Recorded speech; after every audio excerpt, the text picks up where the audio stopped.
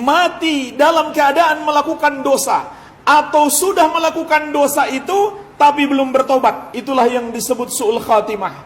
Bukan su'ul khatimah itu orang yang wafat kecelakaan, orang yang wafat dalam keadaan tragis, dibunuh orang, tidak. Su'ul khatimah itu mati dalam keadaan berbuat dosa. Sebaliknya orang yang mati dalam melakukan amal ketaatan, maka mereka mati dalam keadaan husnul khatimah. Walaupun jemaah sekalian, ada orang yang wafat dalam keadaan tragis, tersiksa, atau wafat karena sebuah penyakit berat, tapi dia wafat dalam keadaan tidak berbuat dosa, ataupun sudah taubat kepada Allah, atau dalam keadaan sedang beramal soleh, maka itu disebut husnul khatimah.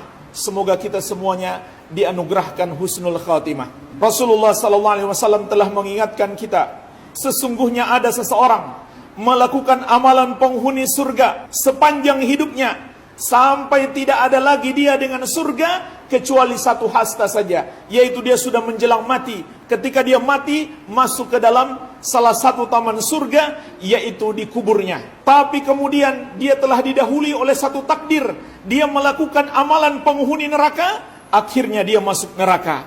Jadi jemaah sekalian, ini kita harus takutkan, sebab Nabi SAW telah mengingatkan, ada orang seperti ini, sepanjang hidupnya melakukan amal-amal soleh, tapi dia kemudian menutup usianya dengan amal keburukan, lalu akhirnya dia masuk neraka. Walaupun juga para ulama menjelaskan, kalau sepanjang hidupnya amal soleh itu amal soleh yang benar, tidak mungkin dia menutup hidupnya dengan masuk ke dalam neraka. Pasti amal solehnya itu bermasalah. Oleh karena itu disebutkan dalam riwayat yang lain, fima yabdulin nas, ternyata amal solehnya itu hanya di mata manusia.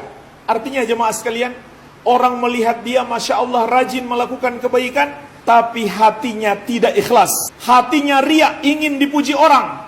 Orang tidak tahu, tapi Allah Subhanahu wa ta'ala maha mengetahui.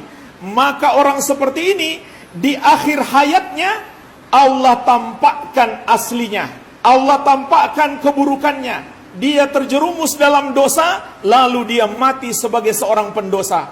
Oleh karena itu jemaah sekalian, dalam hidup ini kita harus berhati-hati. Jangan coba-coba untuk mencicipi perbuatan maksiat, karena bisa jadi itu akhir kehidupan kita. Kemudian hendaklah kita selalu berdoa kepada Allah Subhanahu wa ta'ala, agar kita tetap istiqamah sampai kita berpisah dengan kehidupan dunia ini.